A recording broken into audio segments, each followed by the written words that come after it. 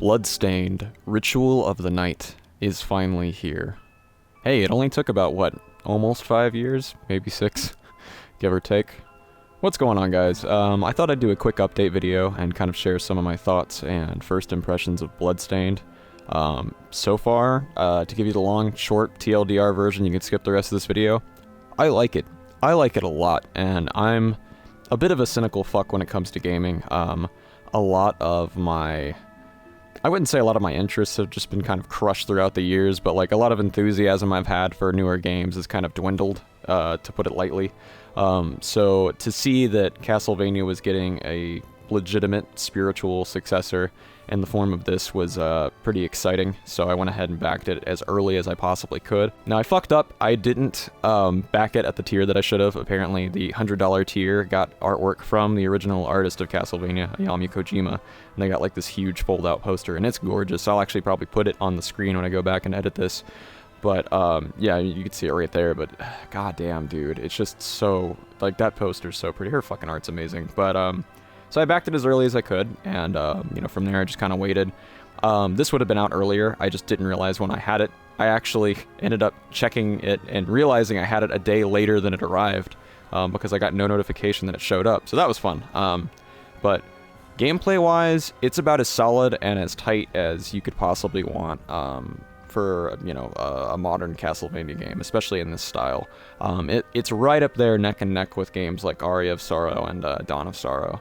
And since they've got another artist on board that, while not Hayao Kojima, is very complimentary, like they've hit that right balance of having, you know, a good, you know, gothic backdrop, you know, castle, all of the Castlevania elements are there, and then they kept the art style fairly consistent, which is something they didn't do on Dawn of Sorrow and something they didn't do on Portrait of Ruin, and it fucking shows. Like, when you go back and you look at those games and their cover art, you know, it depends on what you like. If you like generic-looking anime, then generic anime is what you'll get. There it is. It's there. That happened. It happened for 2 of the games, and it's not some of the better-looking covers, because there's so many other good ones. Story-wise, I haven't dug too deep into it in my gameplay that you're seeing right here. It's only been about, what, 10 hours? Just shy. No, not quite 10. I think it's just shy of 9, but, you know, it's pretty solid. You know, you play Miriam.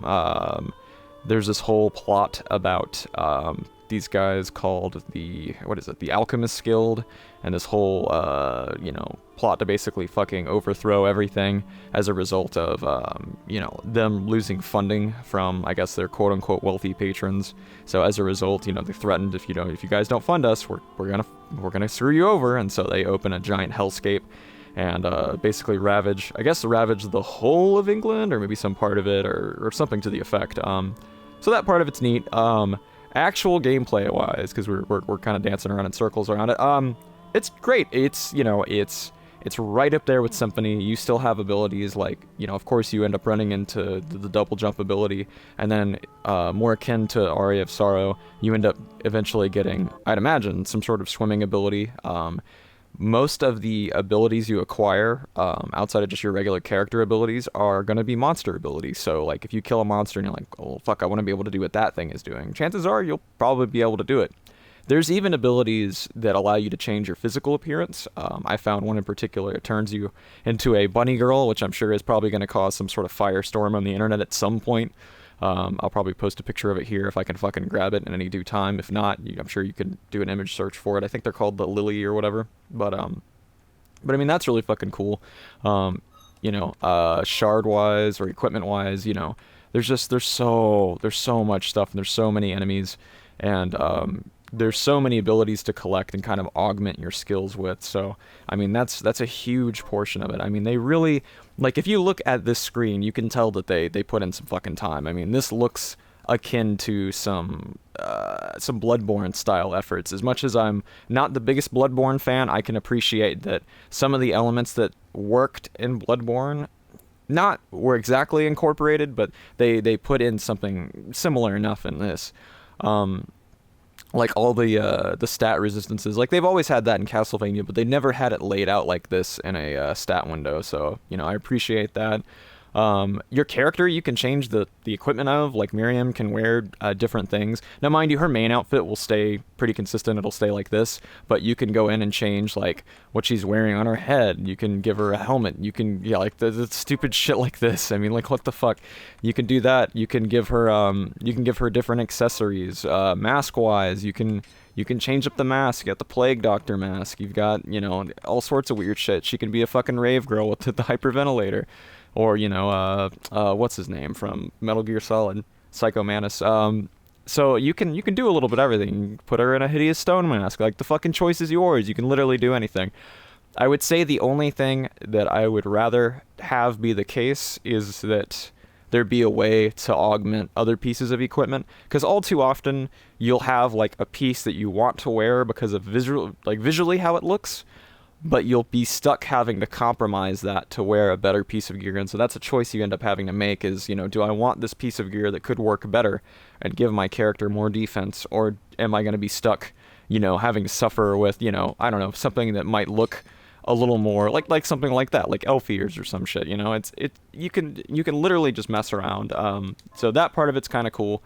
You know, that's not something for just dudes, you know. I could see that being a complaint. They're like, oh, you know, they did this just to appeal to guys. Like, no, fuck no. I think girls could get behind that shit too. Like, you can customize your character, which is something that other Castlevania games haven't really been big about. And with her, it's like you have an excuse to, you know, add in like the ability to accessorize and really do some cool tweaking.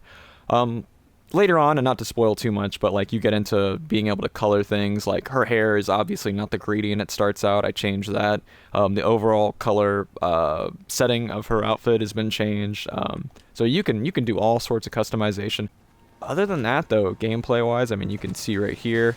I mean, you've got weapons that very very easily mimic those of like the Symphony weapons. Like, there's the one, and I can't think of the name of it. It's the overpowered blade style weapon. It looks just like this in Symphony that you get towards the end of the game, and it's one of the best swords. And I should know it, but I'm still kind of sick, and so I'm forgetting what the name of the ability is at this moment. I'm trying to think of anything else specific. Oh, Jesus, I didn't even get into the music. The music's composed by Michiru Yamane, which if you know that name, you'll recognize it from all the other Castlevania games. So she's back and she's doing the music, and it's as good as you could hope for. You know what I mean? Like, it's as good as you remember.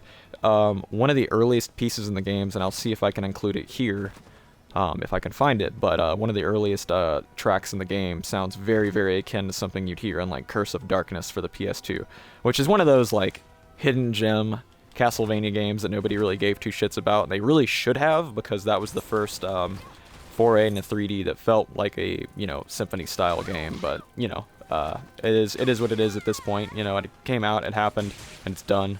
The only thing that we could ever possibly hope for that game would be an HD remake, but it'll never happen, because I'm sure what is it, Konami would have no interest in doing it. And if Igarashi-san had anything to do with it, he probably would not want to have anything to do with them. So, you know, I'm not holding my breath on that, but goddamn, that would be a really fucking nice, game to kind of run through. Would be an HD version of that. But yeah, the music, very similar to Curse of Darkness. There's one track. Oh god, I'll see if I can load it during this. I may even put it during the ending credits. But they've got one song in particular that I'm like, yes, this is fucking awesome. This is just so good. Fuck you! Ah! Leave me alone! Stop attacking me! Once this came out, I basically all but refused to watch any sort of trailers or you know, fan reviews of it, because I didn't want to have the experience spoiled, you know? I wanted to basically form my own opinion, so you're getting this kind of free of anybody else's opinion or, you know, take on it. I know Happy Console Gamer did a review of it. I know a few of the other people I follow have already done reviews. I know having a first impressions is coming a little bit late. In fact, I think some people have already beaten the fucking game and they're already doing full reviews. I'm not going to do that for a while, because I'm going to take my time playing this game. So far, I'm finding it pretty enjoyable, so I'm in no rush to beat it. I don't have a final say just yet, as far as, you know, what my lasting impression of this game is, because I haven't beaten it, you know. But I would say this: if you like Castlevania games, and I'm gonna say this pretty honestly, pretty earnestly, I'm not going to lie. I'm not going to fucking shill you on this just because I'm a fanboy, and just because I like I would say most of all the entries in the series, despite whatever engine or... You know, I liked Castlevania 64, if it gives you fucking any idea, you know? I didn't love it, you know, it's not my favorite, but, you know, I don't fucking hate it. If you find yourself or fancy yourself a Castlevania fan, you would be a fool not to buy this. If you can pre-order it, I think it's already released at this point, you know, just buy it. Just fucking buy it.